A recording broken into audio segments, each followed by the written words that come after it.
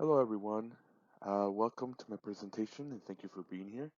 My name is Adiel Mandujano, and today I will be talking about the political world and how it's always been at the center of culture, socioeconomic, and American values. Um, we all know the status quo changes with every new generation, and along with that, new interpretations of society, mimesis, all emerge in a fresh cocoon. So we're also going to talk about why I think Mr. Smith went to Washington first. So there are two questions I would like to address today. The first one being, how does Hollywood contribute to the scale of the status quo? Meaning, how does film make an impact on society? And the second question being, how does film contribute to the mirror dimension of mimesis in the real world? So by mirror dimension of mimesis, I mean essentially life imitating art. And how does that impact and reflect the real world? And there's a quote I love by Frank Capra, the director of Mr. Smith Goes to Washington. And he said, I made mistakes in drama. I thought drama was when actors cried, but drama is when the audience cries. So before talking about how film impacts the status quo and impacts society, let's take a quick recap of history. Let's go back to the late 1930s, more specifically the year 1939. This is the year when dictator Franco overtook Madrid, essentially ending the Spanish Civil War. Nazi Germany attacks Poland in September, which indicates the start of World War II. The US sustained its neutrality. It led it to amend its Neutrality Acts. Manhattan Project was introduced to FDR, and the Soviets invaded Finland. So as you can see, there was a lot going on around 1930s, the late 1930s, um, and 1939, which was a period of climactic wars and real world-changing issues at the time. And simultaneously, film in the late 1930s was full of big hits. Uh, we have movies like Gone with the Wind, Wizard of Oz, Ninochka, The Hunchback of Notre Dame, and Mr. Smith Goes to Washington.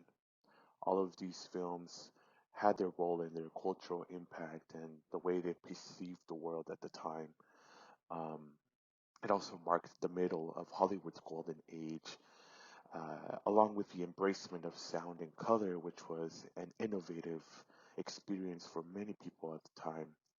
Um, and in that, the innovation of sound and color, we get the development of film genres even more extensively so, um, to the point where we get, horror, we get gangster films, we get comedy, romantic comedies, and even a mix of several genres together, which is super exciting around that time.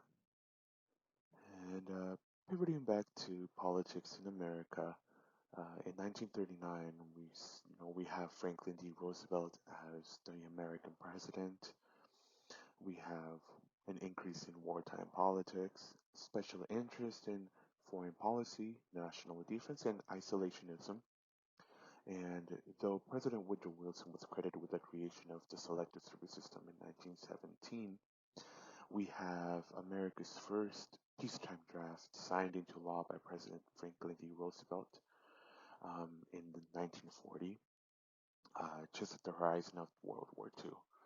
So there was definitely a lot going on in regards to politics and the patriotic spirit and um, the increased interest of the U.S. and its military.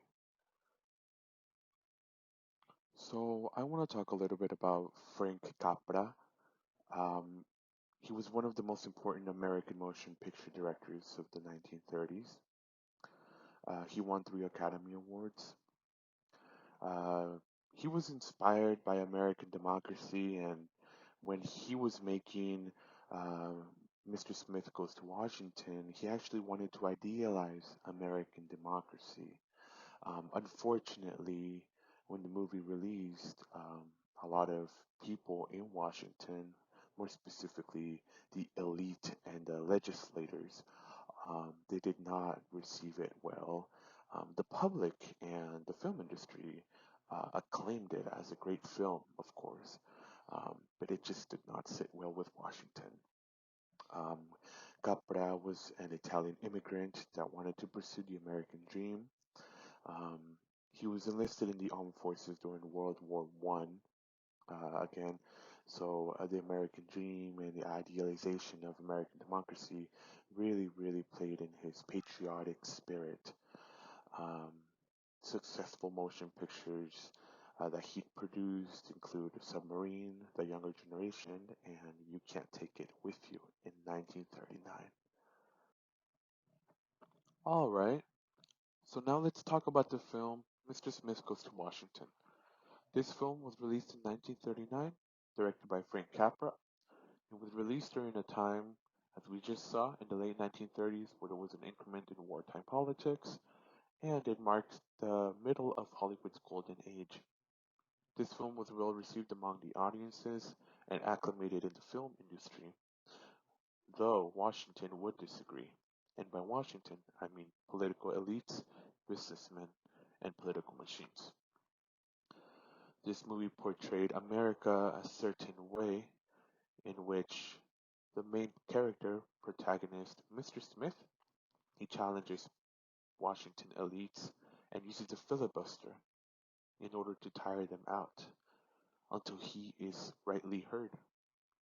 This movie essentially um, encapsulates a new depiction of David versus Goliath. So one individual versus the establishment, quote unquote establishment. This movie was also used as propaganda in Russia to depict America in a certain way, and the dubbing of this film was actually changed in some places in Europe in order to fit certain ideologies and even change the messaging of the movie. There were calls from Washington, D.C. to ban the release of the movie, saying it was dangerous because of the horizon of World War II. They were afraid it would paint America as a weak country and a country of buffoonery. I strongly urge you to watch this movie. It's a very, very patriotic movie, and it really does put everything in a certain perspective.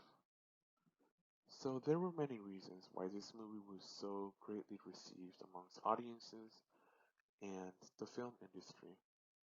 Mr. Smith's embodiment of American values through honesty and freedom from corruption, his patriotic spirit, his idealist views, standing up for what's right and using the filibuster to tire out the senators until he's rightly heard, and his depiction of altruism, him knowing that there are going to be consequences, but him standing up for the people of his state.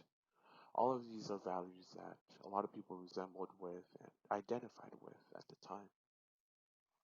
There's also the other side of the film that represents Washington elitist and powerful men as corrupt, deeply rooted corruption, the use of quid pro quos, which means I give you something, you give me something in return, or I owe you.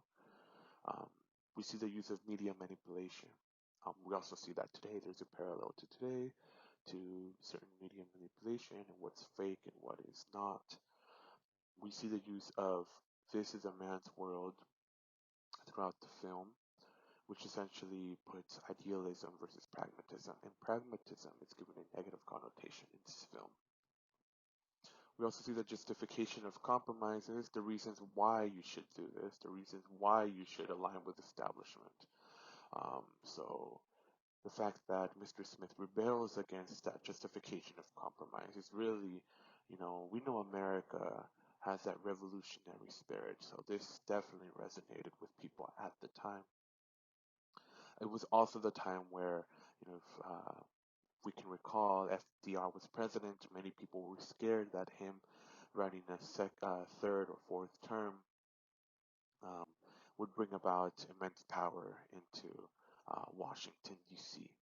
So there was definitely all of that in there. We also see that if one person stands up, again, the David versus Goliath depiction, we're going to cause a chain reaction of stooges and political machines to come against oneself. And then we also see the use of the freedom of the press. And the reason why it's underrepresentation of Washington elitists and powerful men is because in this film, freedom of, freedom of the press is technically not a good thing. Um, it just allows for big political machines to manipulate the news and paint someone a certain way unless you know unless you're stooge, unless you're useful to them or you do as they say. And we see that today, not necessarily much with the stooges, but more as in attacking ideologies, certain ideologies, and painting certain social issues um, as a as a big problem. And so there's definitely the idea of freedom of the press. And if you would like to accompany me just to watch this short clip in which we see the use of InfoWars. So we see here newspapers, there's little boys, working towards helping Mr. Smith get out the message that he is portraying, that he is giving um, in the chamber, in the Senate, while he's using the filibuster. So we see the little boys trying to distribute the good news.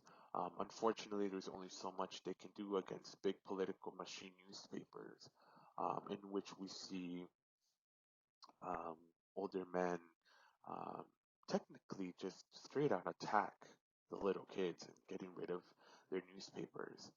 We see here um, the political machines, the men scared and threatened by the boy rangers.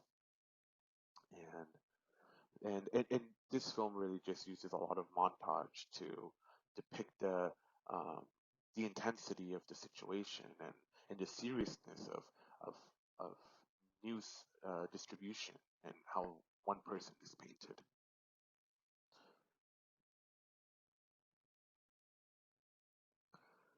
So now let's pivot to contemporary film impacts in political and social issues today. So modern films like Wakanda, or really any Marvel movie, always have a messaging of depicting, the aftermath of colonization and also painting political systems a certain way. We have classics like Citizen Kane and V for Vendetta with a pretty straightforward political message. We have TV shows like Netflix Madame Secretary and Game of Thrones. We also have the idea of freedom of the press and misinformation. Though freedom of the press is enshrined in our Constitution, it does tend to sometimes be kind of polarizing, and we did see that with Mr. Smith Goes to Washington. We also see the idea of political arena where it's the people versus blank, essentially the people versus who. Sometimes we don't know, but it always will be the people versus someone. And then we have Abraham Lincoln that said, democracy is the rule of the people, for the people, and by the people. In conclusion, we see that film contributes to the status quo by essentially painting idealism versus pragmatism and promoting certain American values embodied in certain characters. We also see that a mimesis is formed as film has been used to exhibit the plethora of issues that American democracy has had and will continue to have. Of course, also painting positive views along with that. We also see free speech in its most dramatic form, in which becomes a sort of mirror in where people can be relatable and identify with what they see on screen. Thank you very much for your time and enjoy the rest of your day.